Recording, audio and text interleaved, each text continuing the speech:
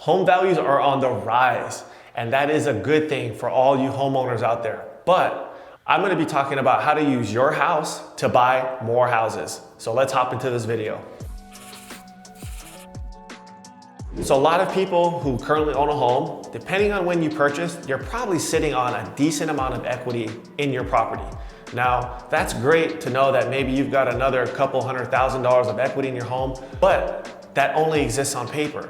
What you wanna do is tap into that equity and put it to use to build some wealth. Here's an example of what you can do with your property to be able to purchase more rentals. So let's just say this is your house, this is your primary residence. I'm gonna give you an example of a home that I've actually taken some money out on and how I'm gonna use that equity to purchase more rental properties. So this is a home that I have and I owe about $220,000 on this property. The value of the home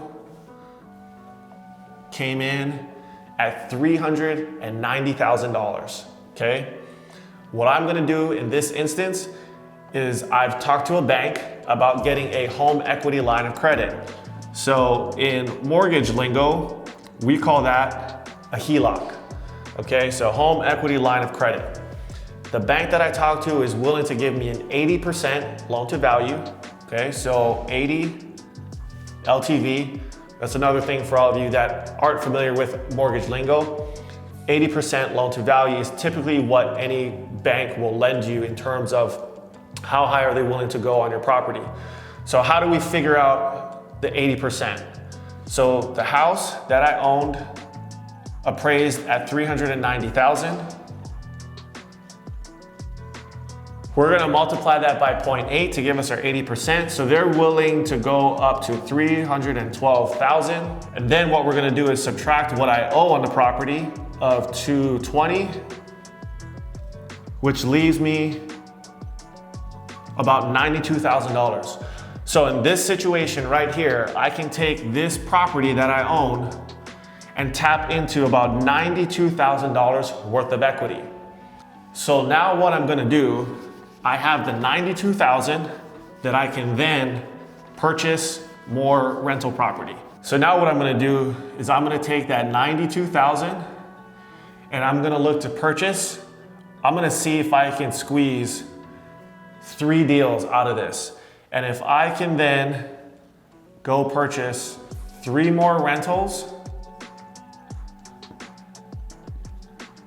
that all can cash flow at least $500 a month,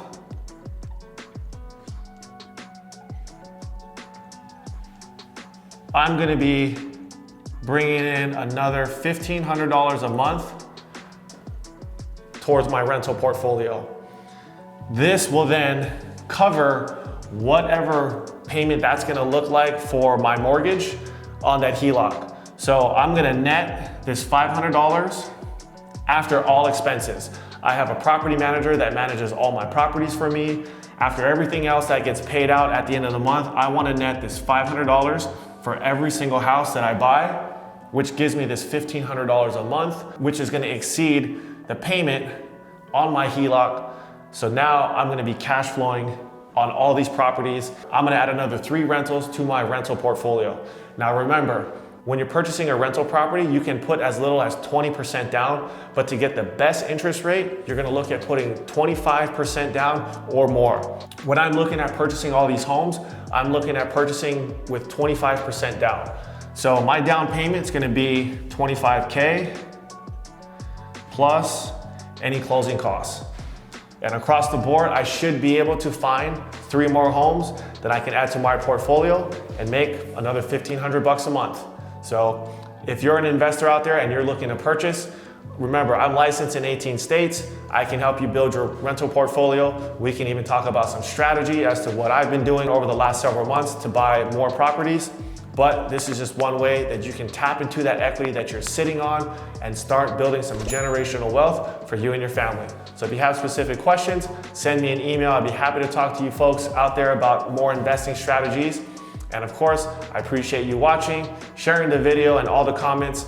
Love you guys. I'll see you on the next one.